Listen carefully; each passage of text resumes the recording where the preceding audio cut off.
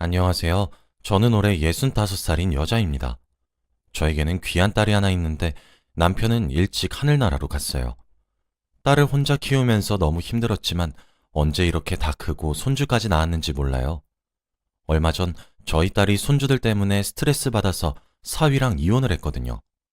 오늘은 그 이야기를 여러분들께 한번 들려드리려고 합니다. 저 혼자서 딸을 키워서 그런지 저는 평생을 딸만 보고 살아왔어요. 딸이 행복하면 저도 행복했고, 딸이 슬프면 저도 슬펐죠. 둘이서 평생 같이 살고 싶을 정도였습니다. 결혼을 한다면 돈도 잘 벌고 멋지고 자상한 사위를 들였으면 좋겠다고 생각했죠. 그런데 갑자기 딸이 20대 초반에 결혼을 하겠다고 하는 게 아니겠습니까? 주위 친구들은 아직 하고 싶은 일 하면서 돈 벌고 술 마시면서 노는데 자기는 아이 낳아서 엄마가 되고 싶다고 하니까 너무 놀라서 저는 반대했어요. 제가 딸을 20대 초반에 낳았는데 조금만 더 놀고 낳을 걸 하면서 매일 그 시절을 후회하거든요. 그래서 무조건 30대에 결혼하라고 했지만 저희 딸의 고집을 꺾을 수는 없었습니다. 그래도 딸이 그렇게 결혼하고 싶어 하는 사위의 얼굴이라도 보자 싶어서 자리를 마련한 뒤 얼굴을 딱 보는데 누가 봐도 저희 딸이랑 나이 차이가 너무 많이 나는 것 같아 보이더라고요. 그리고 얼굴도 잘생긴 편도 아니고 딸한테 다정하지도 않았습니다. 더 놀라운 건 딸과 나이 차이가 정말 많이 났는데 무려 13살이나 났습니다. 30대 중후반인 거죠. 아직 딸은 20대 초반이라 많은 남자도 만나보고 다양한 경험도 해봐야 하는데 저 사람이 우리 젊은 딸을 데리고 간다고 생각하니까 저희 딸이 너무 아까운 거예요. 딸이 이 사람과 결혼하려는 이유가 도대체 뭘까 고민을 해보고 혹시나 돈이 많나 싶어서 무슨 일을 하는지 물어봤어요. 그런데 그 남자는 택배기사 일을 하고 있었다고 하는 겁니다. 돈도 잘 못 벌고 얼굴도 못생기고 나이도 많은 사람과 결혼을 하겠다는 우리 딸이 너무 답답했어요. 그날 자리에서 말은 하지 못했지만 집으로 돌아가서 딸한테 절대 결혼하지 말라고 했더니 딸은 무조건 할 거라면서 저 사람 아니면 안 된다고 고집을 피워댔고 저는 후회할 거라고 했지만 딸은 괜찮다고 하더라고요. 정말 그 고집은 누굴 닮았는지 몰라요.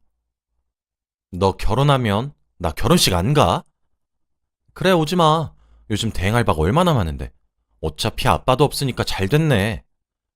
딸은 저한테 못된 말만 하면서 결혼한다고 했죠.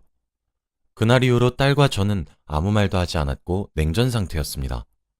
그런데 딸은 막무가내로 임신을 하고 왔고 어쩔 수 없이 결혼을 허락할 수밖에 없는 상황을 만들더라고요.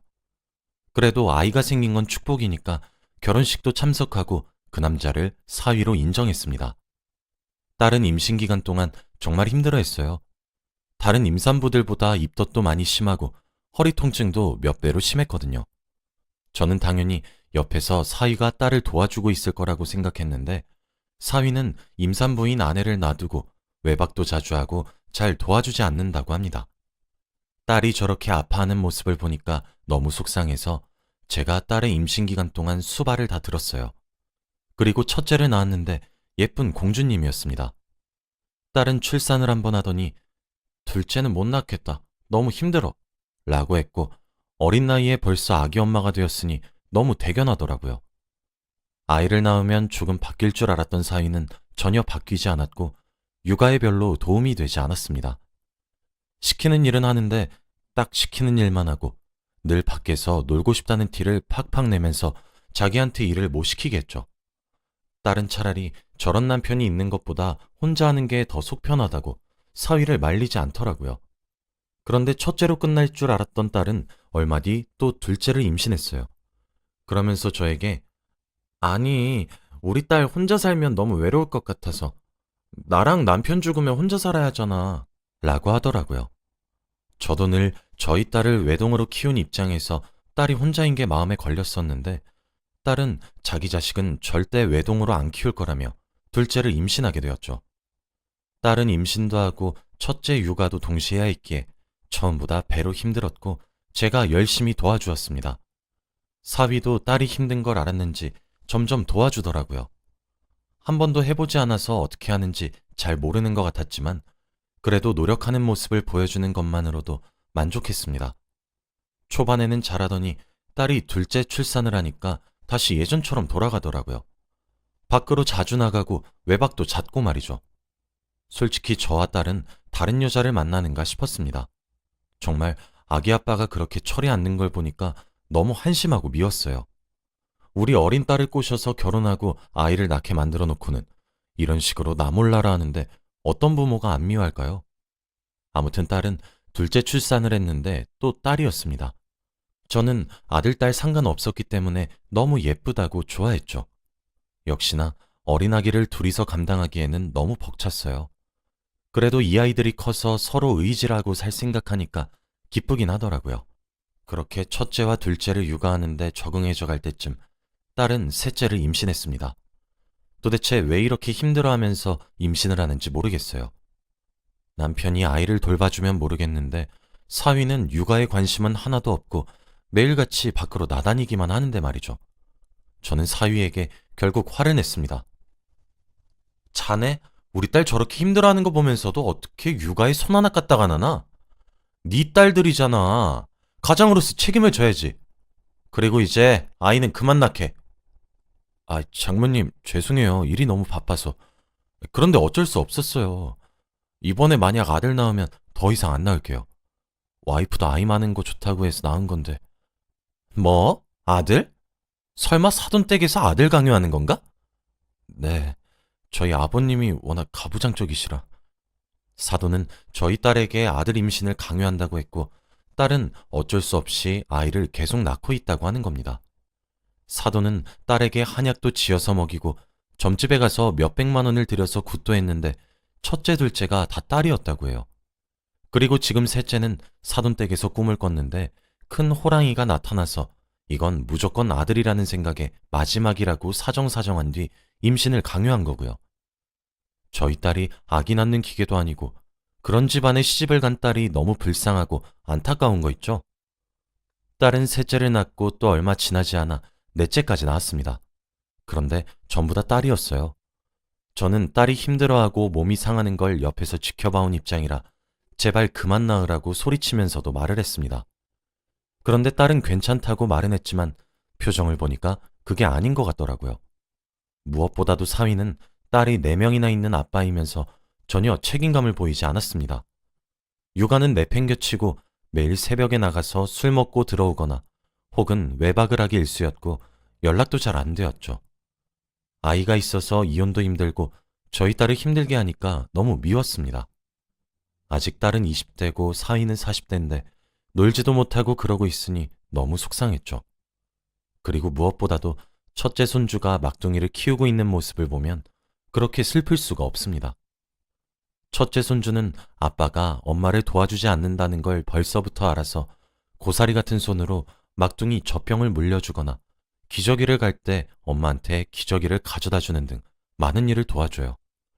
첫째 손주도 놀이터에서 친구들이랑 놀고 해야 하는데 엄마가 집에서 혼자 동생들을 돌볼 생각에 매일 놀지도 않고 집에 일찍 들어옵니다.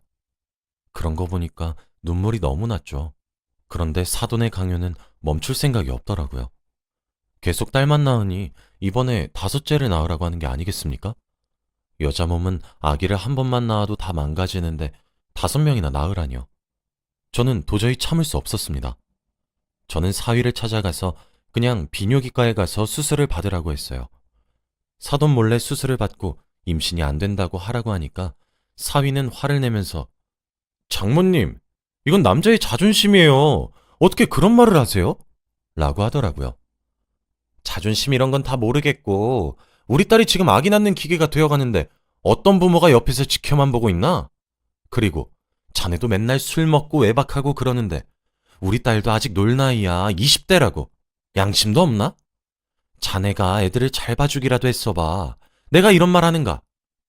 장모님, 남자가 밖에서 돈만 벌어다 주면 되죠. 저 없으면 저희 집 안 돌아가요. 그리고 와이프는 아이 낳을 때마다 순풍순풍 잘 낳던데. 혹시 아나요? 5째는 아들일지? 사위는 나이가 40이 넘도록 철이 들지 않았고 아직도 어린애 같아서 한숨만 나왔습니다. 정말 말이 통하지 않았어요. 저는 사돈과 이야기를 나누고 싶어서 사위에게 사돈 전화번호를 받고 통화를 했죠. 그런데 사돈은 사위보다 더 말이 안 통했습니다. 이 집안의 내력인가 봐요. 사돈, 집에 남자가 없어서 잘 모르시나 본데요.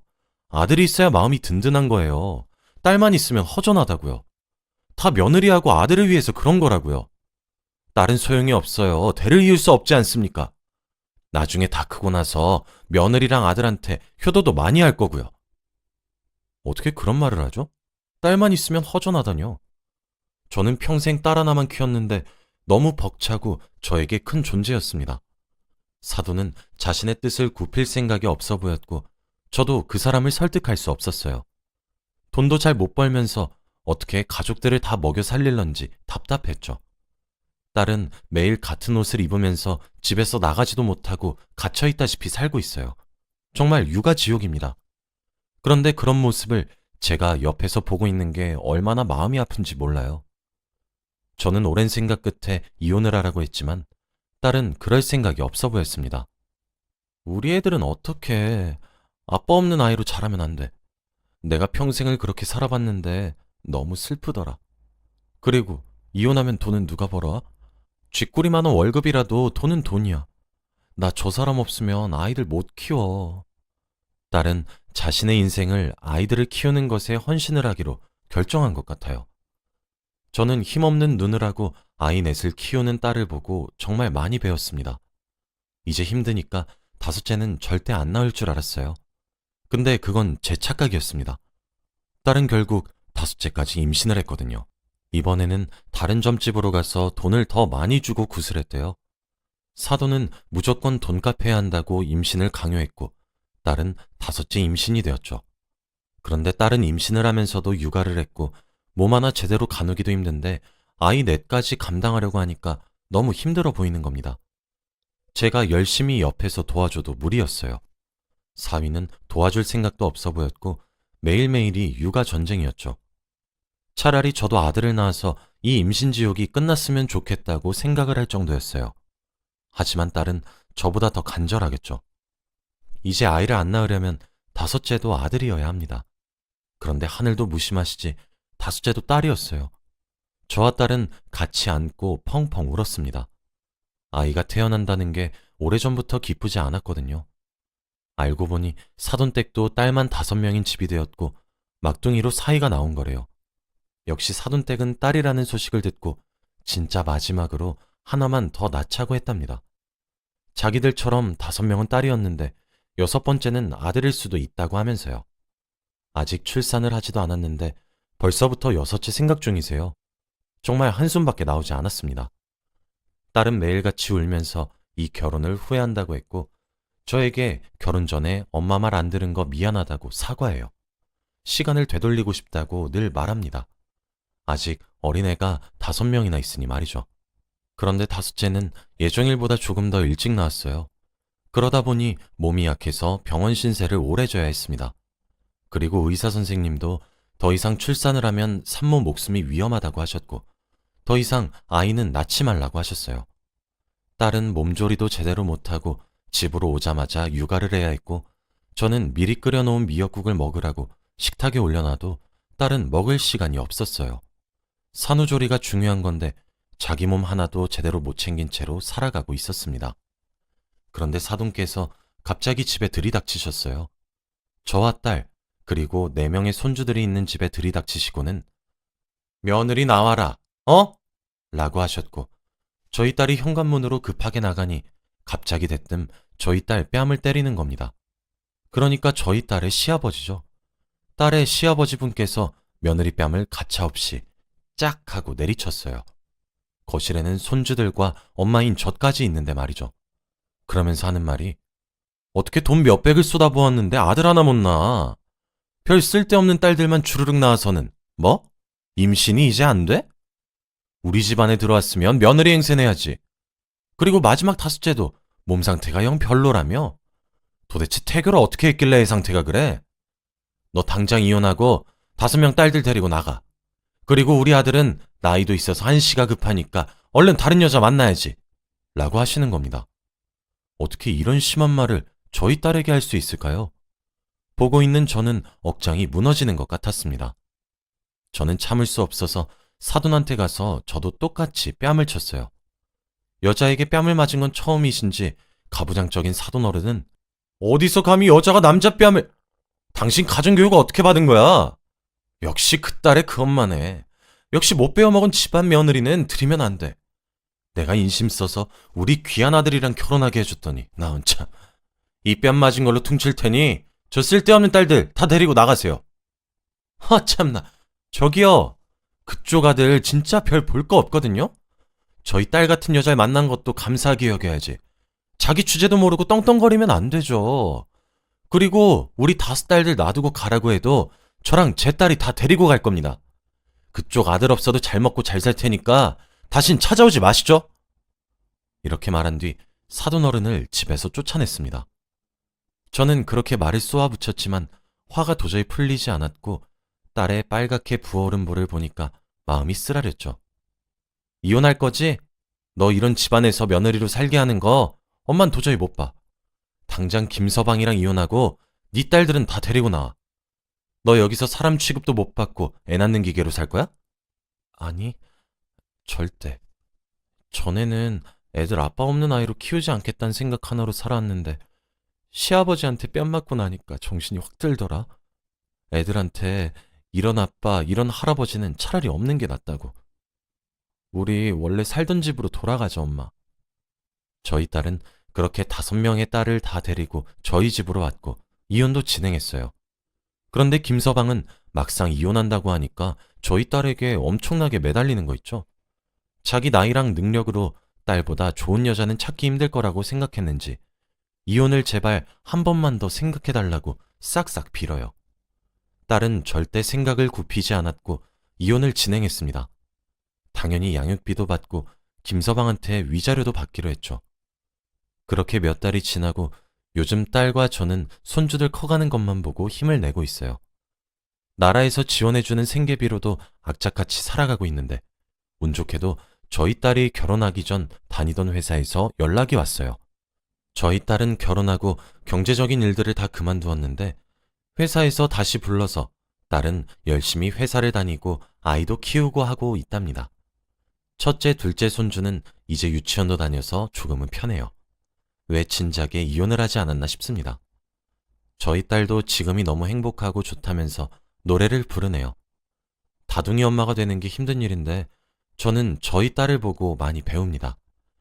딸을 보고 세상엔 정말 별의별 사람이 다 있다는 걸 다시 한 번 더 느껴요. 여러분들도 혹시 딸이나 아들이 결혼한다고 하는데 이상한 집안 같으면 절대 결혼시켜주지 마세요. 차라리 혼자 사는 게 더 편하고 행복하답니다. 제 이야기는 여기까지예요. 들어주셔서 감사합니다.